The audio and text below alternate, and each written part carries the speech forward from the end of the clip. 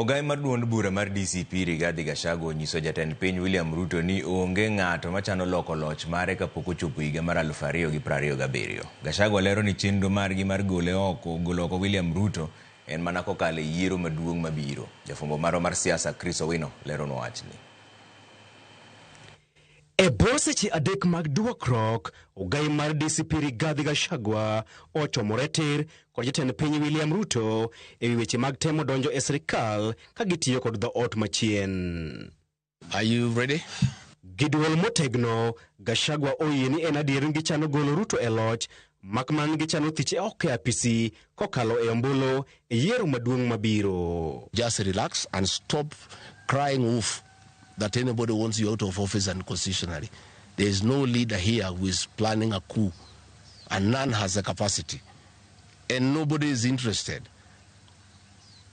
The leaders in this country, and indeed 95% of the Kenyan population, want to humiliate you at the ballot.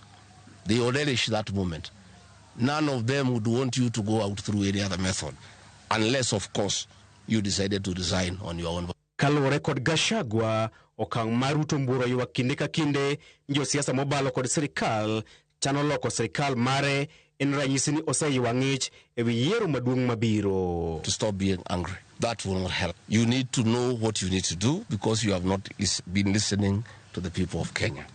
The people of Kenya are more angry than you are. They are angry because you have overtaxed them. There is wanton corruption. There is abductions and extrajudicial killings. Kaoloso e boma maduong' ma Nairobi e kinde yawo ayanga chenro mar gero udi ma nengogi ogonyore, Ruto okwaro wang'e ni ok obi yie mondo jomoko ogole e telo ka gitiyo kod ng'anyo mag Gen Z. E dwoko mare ne William Ruto e wi gimomiyo oganda jo Kenya ne ok ogoyo koko e kinde telo mar Mwai Kibaki kod Uhuru Kenyatta, Gachagua wacho ni otelo ariyogo ne otiyo kaluwore gi chik. Mwai Kibaki and Uhuru Kenyatta were guided by the Constitution and the rule of law. They did not capture our constitutional institutions to work for them instead of working for Kenyans. They never killed children. They never attempted to build churches in State House. They never organized militias to destroy people's property and kill them. Ewi ng'anyo mag Sabasaba chieng' wuok tich jumani mane oweyo ji mohewo 30 owito ngimagi e lwet obila, Gachagua wacho ni kweth moro moyiedhi mar obila emosebedo ka chielo jong'anyo kod magina. The National Intelligence Service has procured Subarus to give an impression that this killer gang is from the DCI. This is the National Intelligence Service, and this squad of 101 people was formed when I was still in government.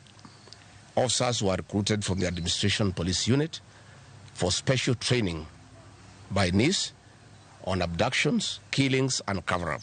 Gachagua owacho magi e pare makaren motelo dhi e piny Amerika odhiambo ma kawuono e limbe mare mar dweche adek. Kata odoko ni jatend piny William Ruto kod kweth mare mar Kenya Kwanza osebedo ka wacho ni ng'anyo matimore pacho kae gin chenro mar temo loko loch mare, ogai mar DCP Rigathi Gachagua owacho ni dwaro mare maduong' en kuodo wi William Ruto e yiero maduong' mabiro ma ok loko loch mare.